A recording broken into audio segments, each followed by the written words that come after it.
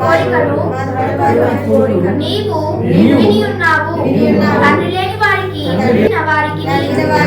న్యాయము తీర్చుటకై నీవు వారి హృదయమును స్థిరపరిచితివి. చెవి యొక్కి ఆలకించితివి.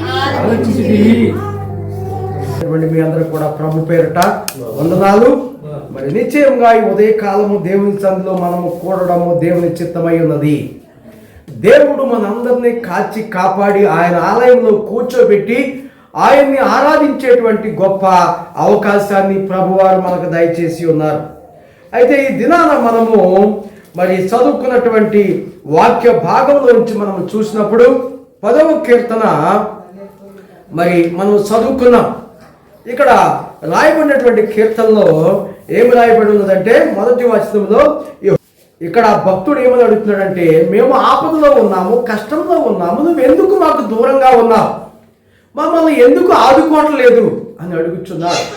అయితే ఆయనకు ఒక విషయం అయితే తెలుసు, దేవుడు సమస్తాన్ని చూస్తున్న సంగతి గ్రహించి ఆ వ్యక్తి దేవుణ్ణి ఈ విధంగా అడుగుతున్నాడు, యెహోవా నీవెందుకు దూరముగా నిలుచున్నావు, ఆపత్కాలంలో నువ్వెందుకు దాగి ఉన్నావు అని ఆయన అడుగుతున్నాడు. మరి ఆపత్కాలం వచ్చినప్పుడే దేవుడు కాదు, ఆయన్ని అంగీకరించిన తర్వాత మనము అన్ని వేళలా ఆయన్ని ఆరాధించవలసిన వారమై ఉన్నాము. అయితే ఆయన ఎందుకు ఆదుకోవట్లేదంటే మనము చేసినటువంటి పాపములు ఆయనకి మనకే అడ్డుగా ఉన్నాయంట. ఎలా ఉన్నాయంట? అడ్డుగా ఉన్నాయి. ఆయన మనల్ని ఆదుకోవడానికి ఆయన అందుకనే ఆలస్యము చేయుచున్నాడు. అయితే అది కానుకోకుండా ఈ భక్తుడు ఏమన్నాడంటే, యెహోవా నీవెందుకు దూరముగా నిలుచున్నావు.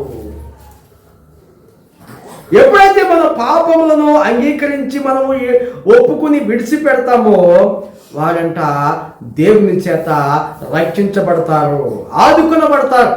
ఎందుకంటే యెషయా గ్రంథంలో చూసినప్పుడు 53వ అధ్యాయంలోను 58వ అధ్యాయంలోను మన పాపములంట ఆయనకి మనకి అడ్డుగా వచ్చి ఉన్నాయని అక్కడ మీరు మొరపెట్టగానే నేను వినను అని ఆయన చెప్తున్నాడు. చూడండి 58వ అధ్యాయము 3వ వచనం చదవండి. మేము ఉపవాసం ఉండగా నీవెందుకు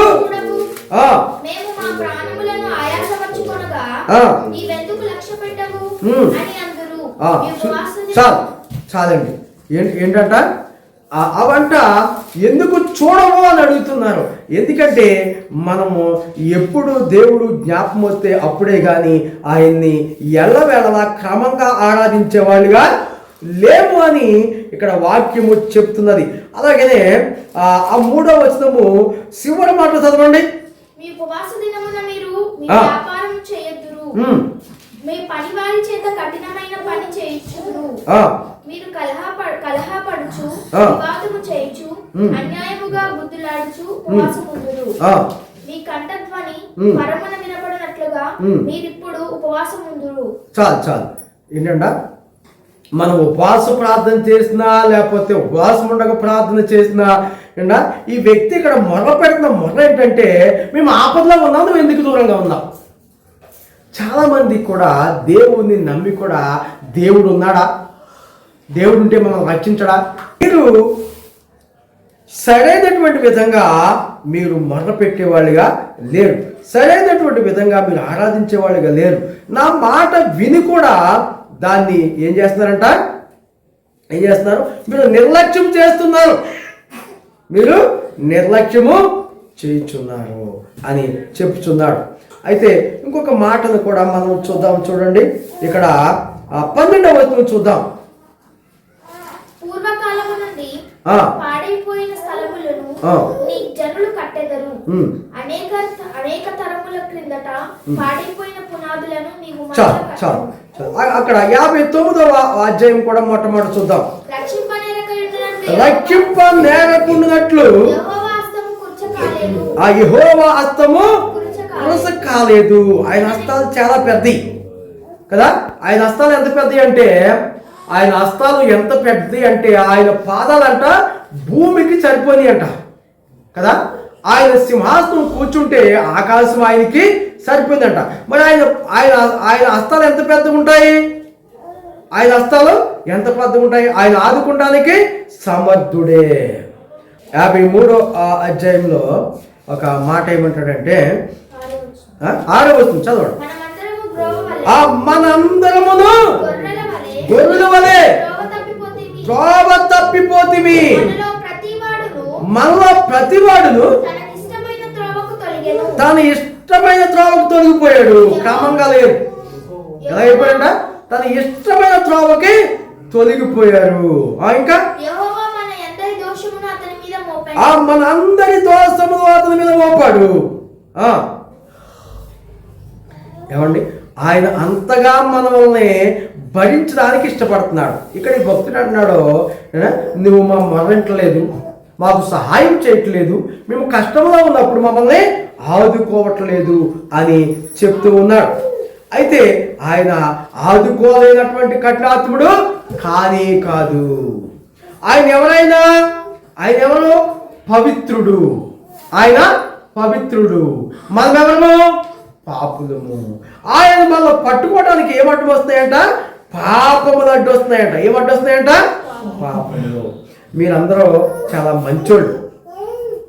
బైబిల్లో ఇంత కఠినమైన మాటలు ఉంటాయా అంటే మీకు ఒక కఠినమైన మాట మీకు చూపెడతాను. ఇది స్త్రీలకి పురుషులకు కూడా 57వ అధ్యాయము 3వ వచనం చెప్తున్నాడు. చూడండి, మిమ్మల్ని ఏ విధంగా గద్దిస్తున్నాడో ఇక్కడ చూడండి. మీరు ఏంటంట, ప్రార్థనకి వస్తారు, మళ్ళీ ఏం చేస్తారంట? మంత్రాలు కూడా వేయించుకుంటారంట.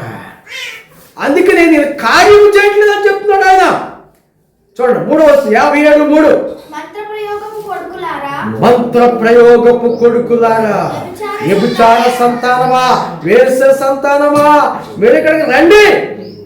మీరు ఎవరిని ఎగతాళి చేయుచున్నారు, ఎవరిని చూసినోరు తెరచి నాలుక చాచుతున్నారు, మీరు తిరుగుబాటు చేయవారు అబద్ధికులు కారా?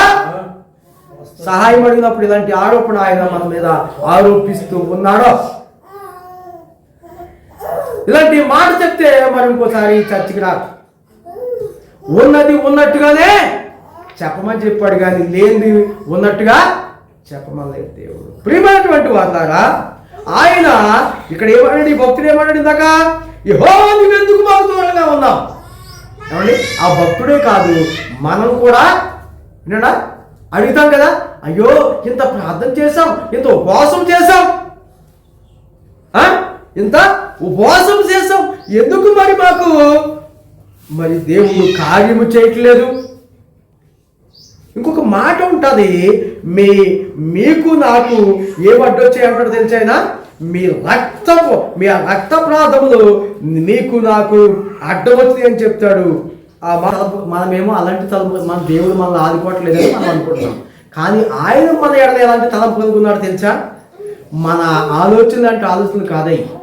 మనం ఎంతెంత ఆలోచన చేస్తామో ఆయన మన ఎడలట ఎలాంటి ఆలోచన చేస్తున్నాడంటే ఆయన మంచి ఆలోచన కలిగి ఉన్నాడు. ఆ ఆలోచన పక్కన పెట్టి మన ఆలోచన ప్రకారంగా మనం నడుస్తున్నాము, మనము అక్కడే ఉంటున్నాము.